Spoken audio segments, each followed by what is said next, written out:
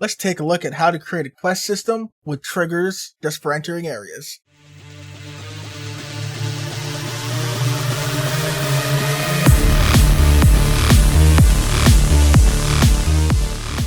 Alright, so your main focus here that we're going to be looking is, of course, going to be inside of the script editor portion. And the other portion you're going to be paying attention to is going to be down inside of your output section. Down here in the bottom left. Now, you could look at mine. It's not going to be too impressive. We're just pretty much showing down there that when we're advancing to different portions of quests when they've been completed. You could easily just create a label on screen to show you this update, or of course you can just print it yourself in your own code. So the output's not too exciting. It's just going to show us some information and give us that confirmation that things are working. Alright, so let's get this game out of here since it's covering so much of this screen. And what we're going to need is we're going to create ourselves a quest manager. And this quest manager is just going to be set up inside of your auto loads. And I know you cannot see that one. I'll go like this. There you go. You're just going to set up a new script. Mine's called Quest Manager. If you want, you can shorten it to QM for the name. If you wanted, just make sure you add your script in here and make sure it's enabled. If you've never added one before, you just hit this little folder icon here, select a script. This will automatically populate with the name of your script, like you see here with mine. Name is called Quest Manager. And this name is how you're going to access it. Once you change that, or have that set the way you want, just hit the add button, and it'll show up down here, automatically enabled. If you do want to change the name at any point, you can go ahead and just double click and you can change the name. But if you change the name here, you have to go back into your code to change that. So let's go ahead. Let's take a look at how this quest manager works. What does it do? Well, the quest manager, the first thing it's going to have is it's going to keep track of all the quests that we have available inside of our game. And each of those quests are going to need some information. So you see here, I have a variable called quest. It is a dictionary, and this is inside of our quest manager, if you didn't catch that. And for my key in the dictionary is going to be my quest ID. So MQ stands for main quest, and 001 because I don't know how many quests I might have in my game. I might have, it might be a short game, just 10 short quests, or it might be a long game. Maybe the main quest spans 100 quests long. I don't know. And if I wanted to add maybe a side quest in here, maybe I would do SQ001 and then continue up the chain that way for the side quest. And here I just have two examples. I have main quest 1 and main quest 2. As you see, each of these has some information. They have a quest name. They have a current stage. And we have a quest description. Now, this quest description, the reason why it is a dictionary in here is because we're going to have allow the option to have different descriptions based on the state. Right? So, for example, this one, I'm going up to 10, so I'm going to be starting at 0, the current stage, and then we're going to go up to 10 when the quest becomes active, and then 20, 30, 40, etc. It's the same kind of system that you would see on, I believe, Skyrim and probably the rest of Bethesda's games, since they tend to keep things pretty similar. So we can see our first main quest here only has the one stage, and our main quest 2 here has 3 different stages. Now, we're going to get our description based on the stage, and for the stage, for example, 10 here, it might say, hey, go to this location, meet up with blank, right? Meet up with so-and-so. And then you might have dialogue with them, and maybe they'll tell you to meet them at a certain location to prepare for war or whatever. And then you advance the quest. We then go into its second stage, and then your description here would be to tell the player to go to that location or to prepare for, whatever it is that your game wants. So this will allow us to have separate descriptions based on what stage our quest is in, and this will also allow you to not only keep track of your quest based on whether or not it's been completed or if it's still active, but also allow you to have different descriptions throughout. So if you wanted to create yourself a quest journal, you could use these descriptions based on what part that quest is on. So to give you our example again, main quest 1 only has one stage, main quest 2 has multiple stages. Our code will work with all of these, so if you want a quest with longer, you can just add a comma, drop down. You can then add 40 for the next stage, and so on. So you can go ahead and just add as many stages into your quest as you want. Alright. We also have 2 more variables, one for the active quest, which I'm using a dictionary for this, because I am going to use all this information here. The quest dictionary is just showing all of the quests available in the game.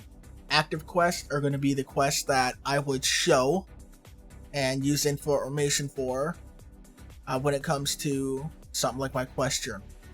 Completed quest is just an array. All I'm doing here is I'm just adding the name of the quest into this. So you could, if you wanted to show completed quest, you can just see the name of each quest. If you wanted more information out of this, then you could just do a dictionary here and again just add that in to your completed quest. That way you can go ahead and get descriptions and of course the name and all that if you wanted. I'm going with an array. If you want to go with a dictionary, you can. You just got to make some slight tweaks as we go through this code. Alright, now in my ready function here, you can see we just have 2 functions and that's all we need to make this quest system work. We have an add quest and we add the ID of our quest, and we have an advanced quest where we also just pass in the ID. Alright, so I'm going to go ahead and for now just delete those, and let's jump into what those 2 functions are. Add quest, we'll have an argument of a quest ID in the form of a string. So as you see there, we just have add quest, and then we put in a string MQ002 is what we had there. So we're then going to check if the ID that we passed in is one of our keys in our quest dictionary up here. So we're basically going to get a list of all of our IDs, and if that ID is one of the quests in our game, then we're going to go to our active quest. Remember, it's a dictionary. We're going to set quest ID, and that'll be equal to quest ID.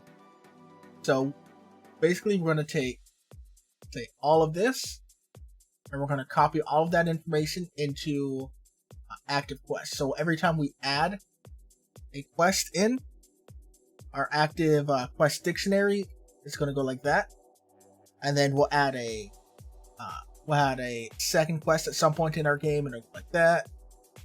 Again and again, and so on. Of course, this is going to be matching information instead of all being main quest 1 here. But you get the idea, right? So we're getting all that information in so that we can use it. And that takes us to our advanced quest. Our advanced quest also has a quest ID. And to advance the quest, the first thing we need to do is we need to advance our stage here from 0 up to 10. That way our quest gets activated, right? And we get our first description for the beginning of our quest. So active quest, quest ID, current stage, plus equals 10, because it is an integer by default. And now current stage, we're going to need this as a string. So I just have a new variable here with a lowercase c for current stage, and that's just going to be a string of the current stage, right? The new value of our current stage. So at this point, if this is the first time activating this quest, we've added it, and then we advance. We start with 0 plus equals 10, current stage is 10, and we're getting that 10 here as a string. And now we check if current stage, which is a string of 10 at this point, is inside of our active quest, quest ID, quest description dot keys. Right? So we're getting these. So we're saying, oh, is it 10, 20, 30, right? Or 40, 50, etc. For as many as you have. So where this line here is basically checking if this is a valid stage. Then in my case, I'm just printing out, but you can do whatever you wanted to do at this point. And now that the stage is valid. Otherwise, if the stage is no longer valid, so once main quest 2 hits 40, we're going to the else block, or if main quest 1 hits 20, then we'll go into the else block, right? Because we're doing this by increments of 10. Then we're going to go into our completed quest function and pass that quest ID in. That complete quest function here that we're also creating, so that's 3 functions inside of our quest manager now. Add quest, advanced quest, and complete. Complete quest has that quest ID. It's a string, which again is getting passed in inside of that else block. And once we complete a quest, all we're going to do is add to our completed quest. In my case, I'm using an array, and like I said, I'm just passing in quest, quest ID, and getting the quest name for it. If you want to use a dictionary, then you'll do something along the lines of when we used add quest. Back up here with our act. If you wanted to go that dictionary route for completing your quest. And then I go into my active quest, I call erase, and I erase the quest ID, which will remove it out of my list of currently active quests. So now I have two completely different lists now. I have completed quests that is now holding quests that have completely finished. There's no more stages left to them. And our active quest is removing the one that we just finished. Right? And we know it finished because that stage does not exist. It is not a valid stage to continue. Keep going. And that's really all it is. That's all we need here. Now, in order to use this, I'm going to show you an example here. And just going into my character body, my character here. So as you see, we can just call quest manager, add quest, pass in the quest ID that we want to use. And then immediately once you add a new quest, you're going to go into your quest manager, use advanced quest. That way we can activate it for the first stage and pass in that same ID. So if you wanted to talk to an NPC, you would add this at the end of your dialogue, or when the player makes a decision, or when they maybe enter a specific area of your game. Whatever it may be, these two lines is what you call to add a quest.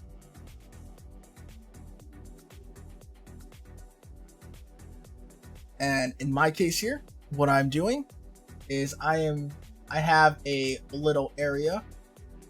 We don't have no. Where is it? There we go. I just have a little area here with a collision shape, and this is acting as my trigger. So if you were to say have a quest that says, hey, go meet so-and-so at the front gate, right? You're basically going to have an area that's going to trigger, or that you're going to use in order to trigger, hey, the player is here where they need to be. And that's essentially what this little, what this area is going to work as. So which is why I called it a location trigger. And that has its own script on it. And we'll get to that in just a moment. But for this example, once I've added and advanced my main quest, I'm then going to spawn my quest trigger, right? This trigger, into my world where it needs to be. Add it as a child. I have to use call deferred here just because since I'm just throwing this in the ready, this is happening too quick and the scene is still getting set up. And here you see I'm accessing a property that is on my trigger location called quest ID, and I'm just setting that to match the quest it is associated with. Alright, so that quest area, what are we doing here? How does this work? Well, it has a quest ID variable, which again, when we spawn it into the world, we give it the ID for the quest that it is associated with. In this case, main quest 1. And this, of course, is empty by default. And you set that when you spawn it in. And the first thing it's going to do is it's going to connect itself, body entered signal, and it's going to call a function called area reached to signify that the player has reached its destination, right? It's reached the area that it needs to be in. Right. To be safe, I'm just checking the body name, making sure it is the player. And if it is, then we're going to call quest manager advanced quest and pass in the quest ID. That way the quest can then just move on to the next stage. And since we no longer need this area location, we can queue free it and get it out of here.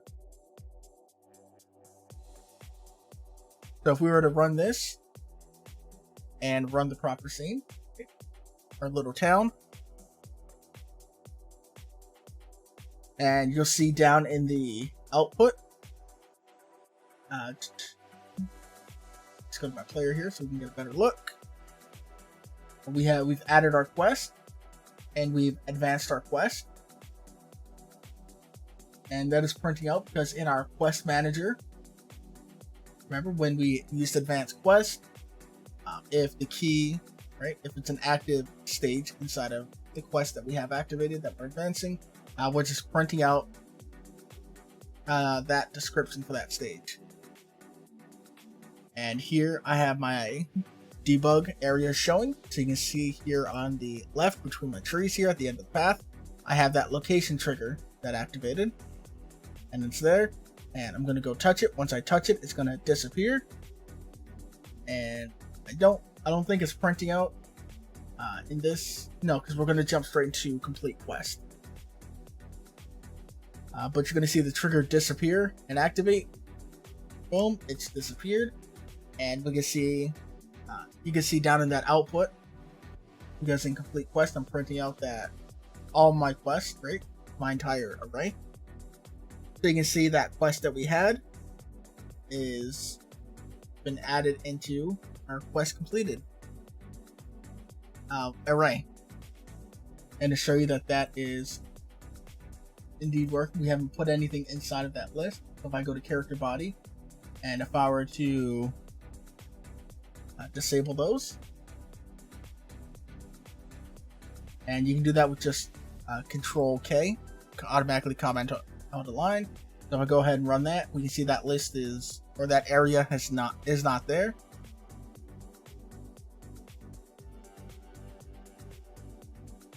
Now, what would you do?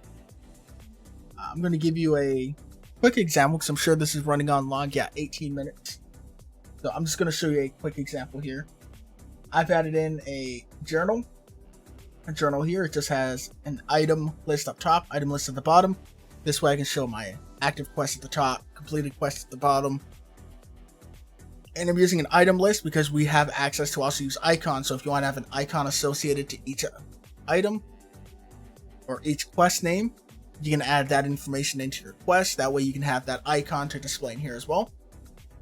And then I'm using a rich text label here to show the text, right? The description, that current stage for that quest that we're clicking on to see more information. And I'm using a rich text label. That way, if you wanted to, you could use BB code and you can make it fancy. You can use colors, you can throw icons in there. You can make it as simple or advanced and colorful as you want it to be. Now, this is just a panel and it has a script with two signals connected to it. Those two signals are this item selected.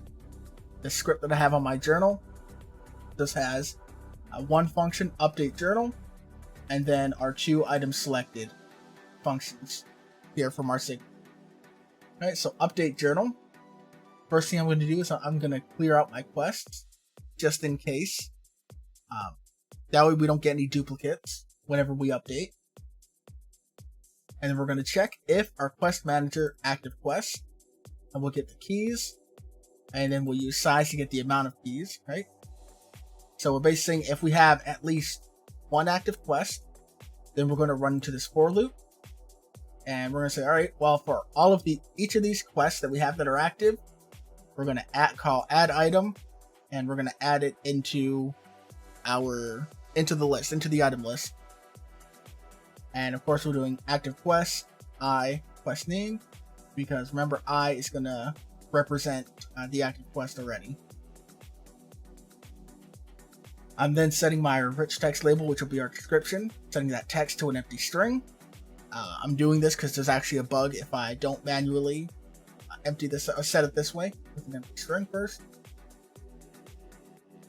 And we're saying if our active quest, which is the item list here, if the item count is greater than 0, so if we have at least one active quest in our list, or inside of our item list, then I'm just going to call the function that's related to the signal of item selected, right, on active quest item selected, and pass in index 0, so we can just select the default one, right, the first item by default, and I'm going to call select to automatically set the first item as being selected visually.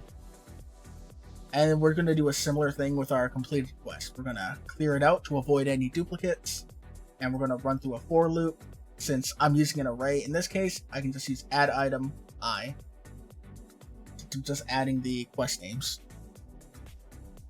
Now, if you're running your completed quest as a dictionary, you'd have to do it like we did at the top with add item quest manager activated quest I quest. All right.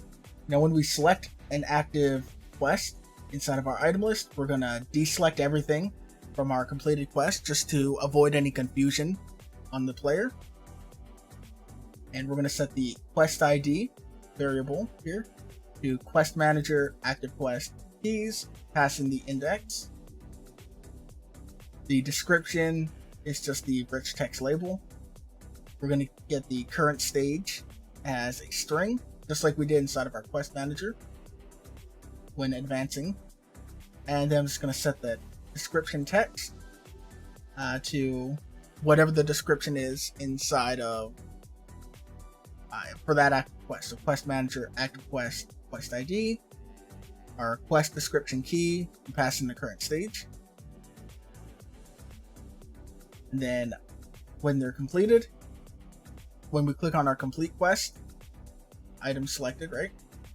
What we're going to do is deselect everything from our active quest to again avoid anything being shown as an issue. And since I'm using an array, I'm just setting the text to my rich text label in my description box. I'm just setting that as an empty string. That way, I just kind of clear it out instead of it remaining an old description that we don't need. And if I were to show you that now here, and I'm sorry, I kind of had that covered, so I'll go ahead and I'll leave that here for a moment. You can go ahead and pause it. I'll probably take as long as I remember, a screenshot and just kind of overlay this on top as I go through it. I'll come down, you can see the bottom there as well.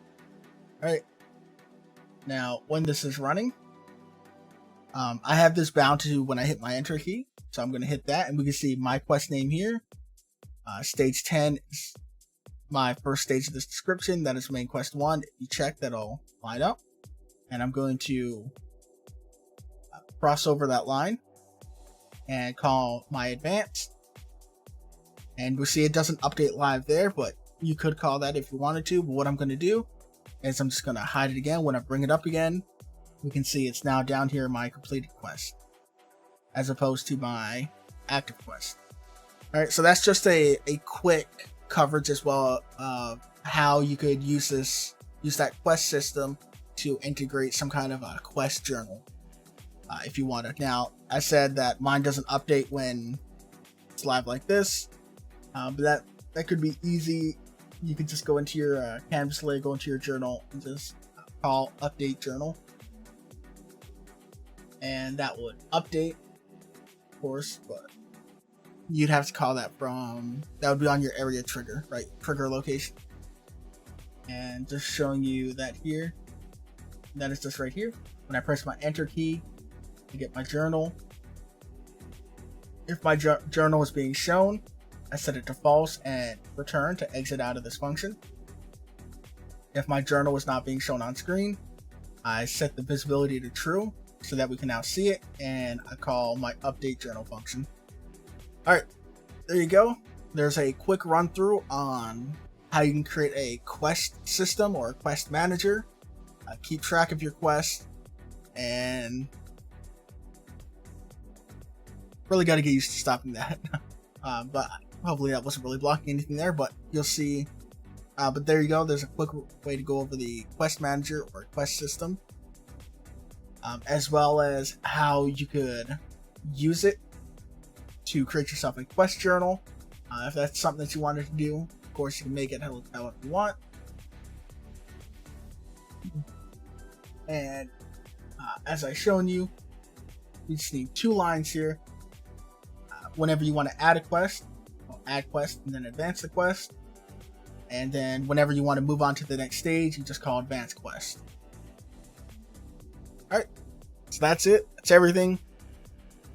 Take care. Have yourselves a good one. There was a lot in this video. And hopefully I remember to take that image or take that picture to overlay it. But alright, I'll see you guys in the next one.